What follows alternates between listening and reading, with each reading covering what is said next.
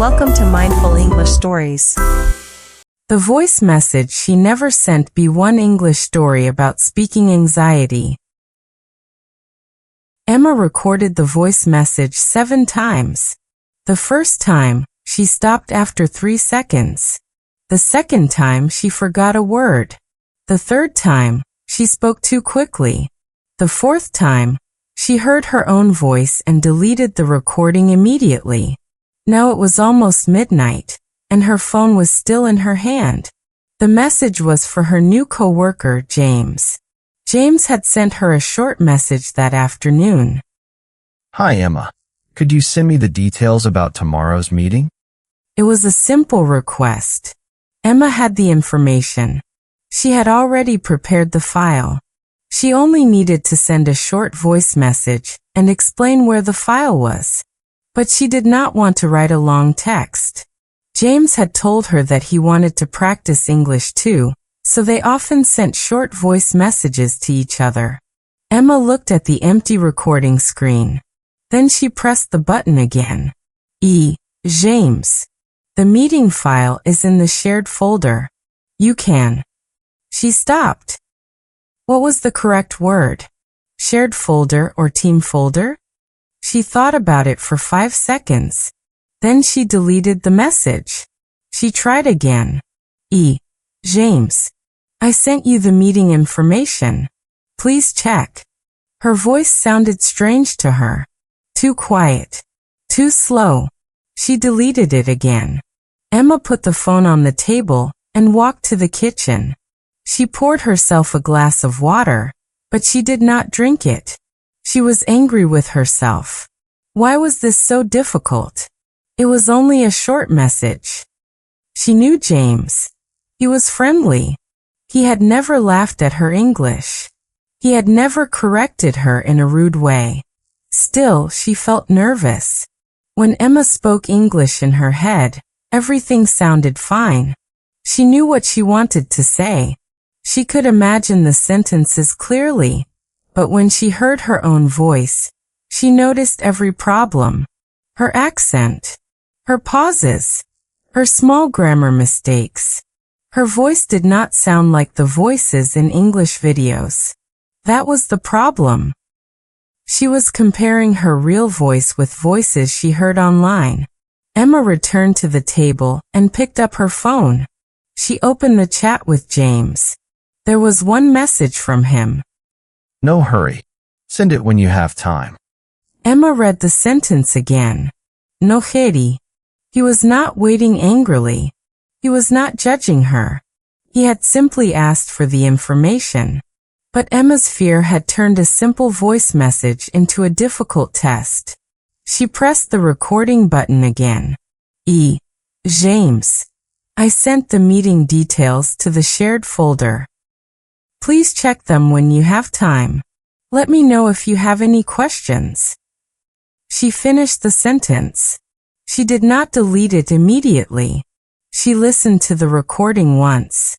Then she listened again. Her voice still sounded different. She still noticed a few pauses. But this time, she did not delete it. She pressed send. The message left her phone. Emma stared at the screen. For a few seconds, nothing happened. Then James replied. Thanks, Emma. I found the file. Your explanation was very clear. Emma read the message twice. Very clear. Not perfect. Not native. Clear. She sat down and took a slow breath. For the first time that evening, her shoulders relaxed. The next morning, Emma told her friend Daniel about the voice message. I almost didn't send it, she said. Daniel looked surprised. Why not? It was only a few sentences. I know. That's why I felt silly. I spent almost an hour recording it. An hour? Emma nodded. I kept deleting the recordings. I didn't like my voice. Daniel smiled gently. Most people don't like hearing their own voice. Do you? No. Daniel said. The first time I heard myself speaking English, I wanted to turn off the phone. Emma laughed. What did you do? I kept listening. That sounds painful. It was, Daniel said. but I learned something. The voice in my head and the voice on a recording are not the same. The recording sounds strange because we are not used to hearing ourselves from outside. Emma looked thoughtful. So my voice is not really bad? Probably not. It is just unfamiliar to you. Emma remembered the message she had almost deleted. She had not made a serious mistake. James had understood everything. The problem was not her English. The problem was the way she judged herself. Daniel continued. When you speak English, what are you trying to do? Communicate? Exactly. Not win a pronunciation competition. Not sound like a movie character. Just communicate. Emma smiled. That sounds simple. It is simple, but not always easy. They walked together toward the office. Daniel asked. What did you want to say in the message? Emma answered. I wanted to tell James that I sent the meeting details to the shared folder. Did he understand you? Yes. Then the message worked. Emma thought about that. The message worked. It did not need to sound beautiful. It needed to carry the information from her to James. At the office, Emma opened her computer. She had several tasks to finish before the meeting. A few minutes later, James walked over to her desk. Hi, Emma. He said. Thanks for sending the message yesterday. Emma felt a little nervous, but she smiled. You're welcome. Your voice message was helpful. It was easier than reading a long email. Emma looked at him. You didn't think my English sounded strange? James seemed confused.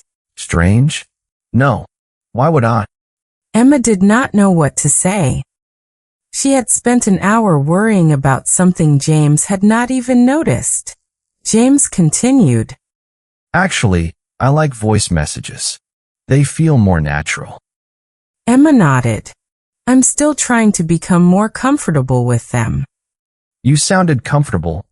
James said. Emma almost laughed. She had not felt comfortable at all. But perhaps confidence did not always begin as a feeling. Perhaps sometimes it began as an action. She had felt afraid, but she sent the message anyway. James returned to his desk. Emma opened her notebook and wrote, I can feel nervous and still communicate clearly. She read the sentence several times. That afternoon, Emma needed to contact a client. The client had asked her to explain a small change in a design file. Emma wanted to send another voice message. For a moment, her old fear returned.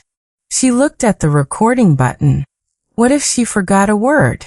What if the client noticed her accent? What if she sounded unprofessional? Then she remembered James's message. Very clear. She pressed the button.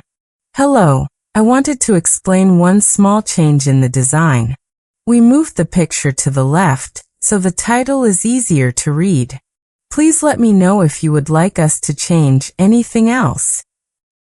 This time, Emma listened to the recording only once. She did not search for every mistake. She asked one question. Can the listener understand the message? The answer was yes. She sent it. That evening, Emma created a new rule for herself. She would not record the same message more than 3 times. The first recording could be a practice. The second recording could be a better version. The third recording had to be sent. She called this rule the 3-time rule. At first, the rule made her uncomfortable. She still wanted to record the message 10 times. She still wanted to change every sentence. She still wanted to remove every pause. But she began to notice something. The first recording was usually not as bad as she thought. The second recording was often clear enough. The third recording was almost always ready. The extra recordings did not make her English much better. They only made her more worried. One Saturday morning, Emma visited her mother. Her mother knew that Emma was learning English, but she did not understand why Emma spent so much time recording short messages. You speak well. Her mother said. Emma shook her head. No, I make too many mistakes. Her mother looked at her. Do people understand you? Yes. Do people answer you? Yes. Then what is the problem? Emma smiled. I want to sound better. Her mother thought for a moment. Better for whom? Emma became quiet. She did not have a clear answer. She wanted to sound better for the people listening. But perhaps most of the pressure came from herself. She wanted to sound like someone who never made mistakes. She wanted to sound like the perfect English speaker she imagined in her mind. But that person did not exist. Everyone paused. Everyone forgot words. Everyone sometimes said a sentence in a strange way. A real conversation was not a perfect performance. It was a connection between people. Later that day, Emma received another message from James. Would you like to practice English together next week? We can send one voice message every day. Emma looked at the message. For a moment, she wanted to say no. She imagined sending messages every day. She imagined James hearing all her mistakes. She imagined feeling embarrassed again and again. Then she remembered the first message, the one she almost never sent. She replied, "Yes. Let's try it." The next Monday, James sent the first message. Hi, Emma. Today I want to talk about my weekend. I visited my brother, and we cooked dinner together. Emma listened to it. Then she recorded her reply. Hi, James. My weekend was quiet. I went for a walk on Sunday, and I read a book in the afternoon. She stopped. The message was simple. Her pronunciation was not perfect. She almost recorded it again. Then she remembered her rule. One more time she listened. The message was clear. She sent it. James replied. Nice. What book did you read? Emma smiled. The conversation continued. There was no test. There was no score. There was only one message, then another. A few weeks later, Emma noticed that she no longer felt afraid every time she saw the recording button. She still did not love her recorded voice. But she no longer hated it. She understood that her voice was not supposed to sound like someone else's. It was her voice. It carried her ideas, her questions, her humor, and her personality. One night, Emma found the first voice message she had sent to James. She listened to it again. She heard the long pauses. She heard the nervous tone. She heard the small mistakes. But she also heard something else. She heard a woman who was afraid, but still trying. Emma smiled. She did not delete the message. She saved it. Because it reminded her that progress does not always sound confident at the beginning. Sometimes progress sounds like a shaking voice pressing send. Sometimes courage is not a strong feeling. Sometimes courage is simply refusing to delete your own voice. If you are learning English and you are afraid to send a voice message, start with one simple sentence. You can say, "Hi, I wanted to tell you something." Or, "I'm still practicing my English, but I want to try." Or, "Please let me know if I am not clear." You do not need to record your message 10 times. You do not need to sound perfect. You only need to communicate one idea. Your accent is not a problem. Your pauses are not a failure. Your voice does not need to sound like anyone else's. It only needs to be heard. Thank you for listening to this English story. If this story felt familiar, remember, You can be nervous and still communicate clearly. Subscribe to Mindful English Stories for more meaningful English stories and real-life English conversations. See you in the next episode.